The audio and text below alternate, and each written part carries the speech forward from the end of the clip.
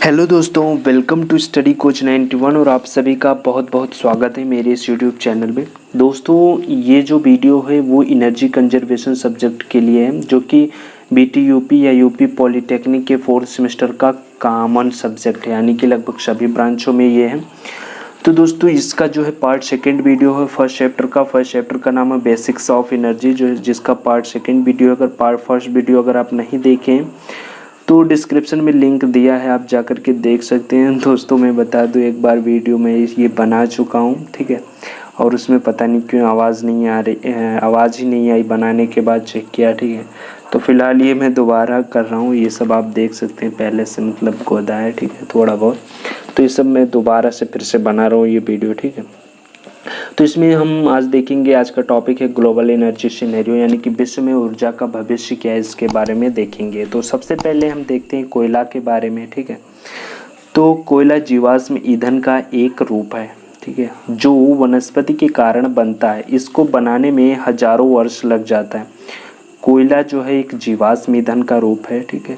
इसको जो ये वनस्पति यानी पेड़ पौधों के कारण बनते हैं और इसको जो है बनाने में हजारों वर्ष लग जाता है। दोस्तों, कोयला बनता कैसे, ये मैं बता दूं आपको कि जो पेड़ पौधे हैं, पहले लगभग हजारों वर्ष पहले क्या हुआ कि जब हजारों वर्ष पहले भूकंप या फिर प्राकृतिक आपदा जैसे ज्वालामुखी भूकंप जब आते थे, तो जो पेड़ पौधे थे वो सब जमीन में दब जाते थे। तो वही इस समय जो है कोयला के रूप में निकल रहे हैं, ठीक है।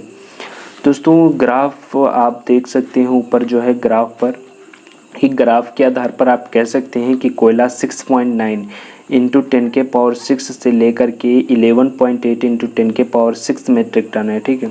आप जैसा ऊपर देख रहे हैं ग्राफ पे, उसके आधार पर 6.9 इंटू 10⁶ से लेकर के 11.8 इंटू 10⁶ तक मेट्रिक टन तक जो है कोयला है, ठीक है। जबकि रूस, चीन व अमेरिका, ठीक है, संयुक्त राज्य अमेरिका, ये तीनों में मिलाकर के लगभग 70% विश्व उत्पादन का सुरक्षित भंडार है इन तीनों देशों के पास में। किस किस के पास में? रूस, चीन और संयुक्त राज्य अमेरिका, यानी यूएसए, ठीक है, यूनाइटेड स्टेट ऑफ अमेरिका, ठीक है। इन लोगों के पास में जो है 70% पूरे विश्व का उत्पादन का सुरक्षित भंडार है, ठीक है। अगर कोयले की जो खपत है बहुत तेज़ी से बढ़ रही है दोस्तों, ठीक है। पिछले 131 वर्षों में कोयले का उत्पादन बढ़ करके 4.9 इंटू 10⁶ मेट्रिक टन प्रति वर्ष हो गया है, ठीक है। पिछले जो है 131 वर्षों में कोयले का जो है उत्पादन बढ़कर कितना हो गया है? 4.9 इंटू 10⁶ मेट्रिक टन प्रति वर्ष हो गया है, ठीक है। अगर यही खपत जारी रही दोस्तों, खपत इतनी तेज़ी से हो रही है, ठीक है, अगर यही जो खपत है यही अगर जारी रही तो अंदाज़ा लगाया जा रहा है 2050 तक के लगभग कोयले की समस्त भंडार जो है वो खाली हो जाएगी, यानी कि 2050 तक के लगभग कोयला जो है वो ख़त्म हो जाएगा। दोस्तों, अब हम चलते हैं ऑयल की तरफ, यानी तेल की तरफ। ऑयल, जिसको हिंदी में हम लोग तेल बोलते हैं, ठीक है, इसकी जो है खपत में वृद्धि द्वितीय विश्व युद्ध के बाद बढ़ी है। जो इसकी खपत है उसमें द्वितीय विश्व युद्ध होने के बाद में जो है खपत तेज़ी से बढ़ी है, ठीक है, यानी खपत जो है ज़्यादा होने लगा है, ठीक है। जहां सन 1973 में 19.96 बैरल थी, ठीक है, इसकी खपत सन 1973 में 19.96 बैरल थी, वहीं पर आज यह खपत 23.2 बैरल है, ठीक है दोस्त। आज जो है 23.2 बैरल इसकी खपत है, ठीक है।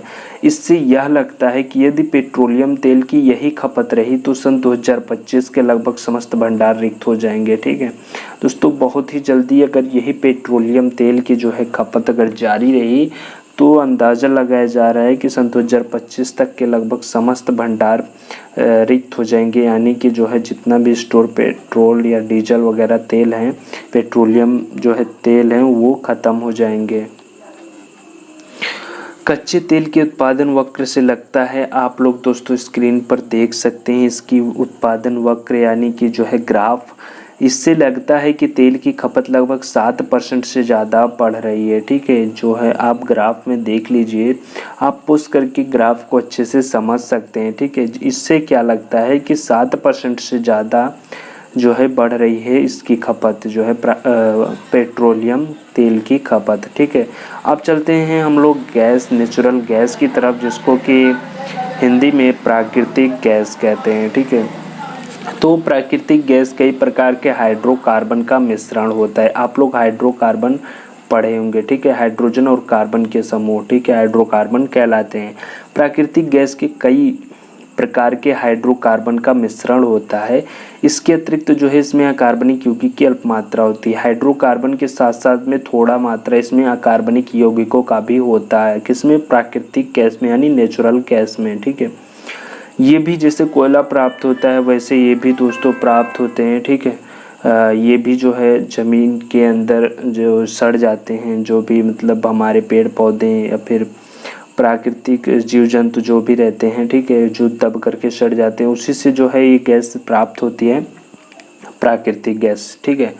साधारणतः अगर प्राकृतिक गैस में मीथेन, ठीक है, हाइड्रोकार्बन का जो मिश्रण होता है उसमें मीथेन जो होता है वो सबसे ज़्यादा 50% होता है और इथेन 20% होता है तथा प्रोपेन 10% तक होती है इसमें, ठीक है। इसके बाद में देखा जाए तो सन 1990 में इसका लगभग 1800 × 10⁹ घन मीटर उत्पादन किया है, ठीक है। सन 1990 में जो इसका उत्पादन किया गया है, ठीक है, वो लगभग 1800 × 10⁹ घन मीटर उत्पादन किया गया है। इसकी खपत भी बढ़ रही है, ठीक है। जैसे उत्पादन जो है इसकी हुई उस प्रकार से इसकी खपत बढ़ रही है। ये सब आप ऊपर ग्राफ पर देख सकते हैं, ठीक है। यह भी पेट्रोलियम की भांति शीघ्र समाप्त की ओर है, या जैसे पेट्रोलियम तेल जो है शीघ्र समाप्त की ओर है, वैसे ये प्राकृतिक गैस यानी नेचुरल गैस भी जो है बहुत जल्द ही समाप्ति की ओर बढ़ रही है और बहुत जल्द ही ऐसा समाप्त हो जाएगी। अब हम लोग चलते हैं नेक्स्ट की तरफ। तो नेक्स्ट है न्यूक्लियर एनर्जी, जिसको हिंदी में नाभिकीय ऊर्जा बोलते हैं, ठीक है। तो नाभिकीय ऊर्जा का विकास, ठीक, 1957 में संयुक्त राज्य अमेरिका द्वारा हुआ था। यानी कि अगर कह सकते हैं कि नाभिकीय ऊर्जा का जो खोज हुई वो संयुक्त राज्य अमेरिका में सबसे पहले 1957 में हुई थी, ठीक है, या 1957 में इसका विकास हुआ था। किस देश ने किया था? संयुक्त राज्य अमेरिका ने, ठीक है। इसमें परमाणुओं को क्या किया जाता है? विखंडित करके ऊर्जा का उत्पादन किया जाता है, ठीक है। इसमें जो परमाणु होते हैं उसको विखंडित किया जाता है, ठीक है, छोटे छोटे, एकदम छोटे छोटे टुकड़ों में। तो जब वो विखंडित किया जाता है तो उससे जो है एनर्जी उत्पन्न होती है, यानी कि ऊर्जा जो है उत्पन्न होती है। इस प्रकार से इससे जो है ऊर्जा को प्राप्त किया जाता है। सन 1957 में विश्व में पहली नाभिकीय शक्ति प्लांट ने कार्य करना प्रारंभ किया था। 1957 में इसका विकास हुआ, तो 1957 में ही इसकी पहली नाभिकीय शक्ति प्लांट ने जो था वो कार्य करना अपना प्रारंभ किया था, ठीक है। इससे अनेकों लाभ हैं, लेकिन इससे दोस्तों लाभ तो हैं, न्यूक्लियर एनर्जी से जो है अनेकों लाभ है, हमें एनर्जी प्राप्त होती है, ठीक है। इससे लाभ तो हैं, बट इसके साथ साथ जो है हानि भी हैं। हानि क्या है? जैसे रेडियोधर्मिता के प्रसार में प्रदूषण है, ठीक है। इससे रेडियोधर्मिता जो है उत्पन्न होता है, जिसके प्रसार में यानी फैलाव से जो है प्रदूषण उत्पन्न होता है और वो मानव जाति के लिए जो है बहुत हानि होती है, ठीक है। मानव जाति को हानि भी हो जाती है बहुत, ठीक है। अब दोस्तों ऊपर आप ग्राफ देख सकते हैं। ग्राफ के आधार पर इसमें सन 2000 में 2 × 10⁶ गीगावाट हावर का उत्पादन हुआ था, ठीक है। GWH फॉर गीगावाट हावर, ठीक है। गीगावाट हावर का जो है उत्पादन हुआ था 2 × 10⁶ गीगावाट हावर। अगर 1 गीगावाट हावर की बात करें तो ये होता है 1 बिलियन, ठीक है, 1 बिलियन वाट हावर, ठीक है। अगर इसी को हम बात करें तो 1 मिलियन किलोवाट हावर आप बोल सकते हैं, ठीक है, 1 गीगावाट हावर को, ठीक है। इतना जो है उत्पादन वो सन 2000 में इतना उत्पादन हुआ था, ठीक है। इसी पर जो है भविष्य का ऊर्जा उत्पादन निर्भर है, ठीक है। जो भविष्य में ऊर्जा का उत्पादन है वो इसी न्यूक्लियर एनर्जी पर निर्भर है। इसके बाद में आज का लास्ट टॉपिक देखते हैं, जल शक्ति। चलिए चलते हैं। तो दोस्तों हाइड्रो पावर, ठीक है, जिसको जल शक्ति बोलते हैं हिंदी में, ठीक है। इसका यूज लगभग 100 वर्षों से अधिक समय से हो रहा है। जो जल शक्ति है या हाइड्रो पावर है, इसका जो है यूज यानी इसका उपयोग लगभग 100 वर्षों से अधिक समय से हो रहा है। इससे क्या होता है? इससे जो है बिजली यानी विद्युत का उत्पादन किया जाता है। इसमें जल की धारा को एक टरबाइन पर डालकर विद्युत का उत्पादन करते हैं, ठीक है। जैसे एक टरबाइन है, ठीक है, ऐसे गोल सा रहता है टरबाइन। जब इस पर जल की धारा पड़ती है सीधा तो टरबाइन ऐसे मूव करता है, ऐसे नाचता है, ठीक है, जैसे कि मोटर नहीं चलती है सेम उसी तरीके से नाचता है। और ये जो टरबाइन होता है ये एक जनरेटर से कनेक्ट होता है, ठीक है, तो वो भी उसके साथ में मूव करने लगता है, तो वहाँ से हमें बिजली की प्राप्ति होती है जनरेटर से। इस प्रकार से जो है विद्युत का हमें प्राप्त होता है, ठीक है, यानी उत्पादन होती है, ठीक। और इसी प्रकार इसमें लघु शक्ति उत्पादन क्षमता वाले तथा अधिक शक्ति उत्पादन क्षमता वाले बिजली घर होते हैं, ठीक है। इसमें जो है कम जो है शक्ति यानी कम पावर उत्पादन क्षमता वाले और ज़्यादा पावर उत्पादन क्षमता वाले बिजली घर भी हैं, ठीक है।